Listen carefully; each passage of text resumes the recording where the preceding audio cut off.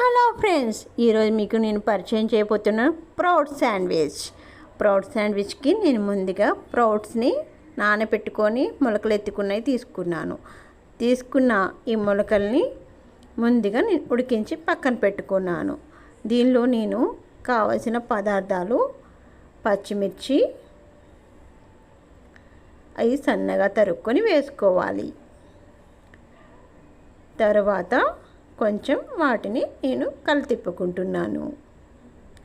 తర్వాత నేను కట్ చేసిన కీర వేసుకున్నాను. ఇప్పుడు సన్నగా తరిగి పెట్టుకున్న ఆనియన్ వేసుకోవాలి. ఇది ఒకటి వేసుకుంటే సరిపోతుంది. తరువాత నేను ఒక టమాటా తీసుకున్నాను. అది కూడా సన్నగా తరిగి పెట్టుకుంటే సరిపోతుంది. ఇప్పుడు ఈ వెజ్జీస్ అన్నిటిని కలుపుకోవాలి. ఒక 2 మినిట్స్ అనేది ఈ బాయిల్ అయితే సరిపోతుంది. 2 మినిట్స్ తర్వాత ఇది పక్కన తీసి పెట్టుకోవాలి. ఇప్పుడు ఒక ప్లేట్ తీసుకొని ప్లేట్ మీద బ్రెడ్ పెట్టి బ్రెడ్ మీద నేను టమాటా కచప్ వేసుకున్నాను. దాన్ని స్పూన్తో నీట్గా స్ప్రెడ్ చేసుకోవాలి.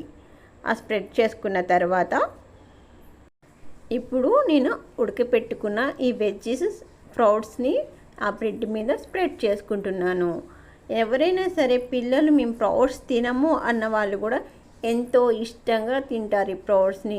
ఈ శాండ్విచ్లో సూపర్గా ఉంటుంది. ఒకసారి మీరు ట్రై చేసి చూడండి. ప్యాన్ తీసుకొని ప్యాన్ మీద నెయ్యి వేసుకోండి.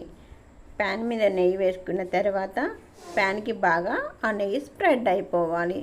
స్ప్రెడ్ అయిన తర్వాత మనం ఇంతకుముందు ఏదైతే శాండ్విచ్కి ప్రిపేర్ చేసుకున్నామో ఆ బ్రెడ్ని ఆ ప్యాన్ మీద వేసుకుందాము. వేసుకున్న తర్వాత ఆ బ్రెడ్ మీద ఇంకో బ్రెడ్ స్లైస్ వేసేసుకుందాము. వేసుకొని ఇరువైపులా అది నొక్కుతూ ఉంటూ ఇరువైపులా టాస్ చేసుకోవాలి. మంచిగా ఇటు అటు బ్రౌన్ అండ్ గోల్డెన్ కలర్ వచ్చేంత వరకు వేయించుకుంటే సరిపోతుంది. ఇలా గోల్డెన్ బ్రౌన్ కలర్ వచ్చిన బ్రెడ్ని కట్ చేసుకోవాలి. టమాటా కచప్ వేస్తున్నాను. ఎవరైతే తినరు అనుకుంటున్నారో పిల్లలు వారు కూడా ఇష్టంగా ఈ శాండ్విచ్ని తింటారు. ఈ ప్రౌడ్ శాండ్విచ్ హెల్త్కి చాలా మంచిది. మీరు కూడా మీ ఇంట్లో మీ పిల్లలకి ఇలా ట్రై చేసి పెట్టండి. ప్రౌడ్స్ తిన్ను అని మారం చేసే వాళ్ళకి చాలా బెస్ట్ సజెషన్.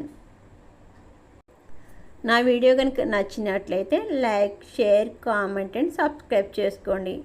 ఆలు భుజియాతో ఇలా టేస్ట్ చేయండి, చాలా బాగుంటుంది.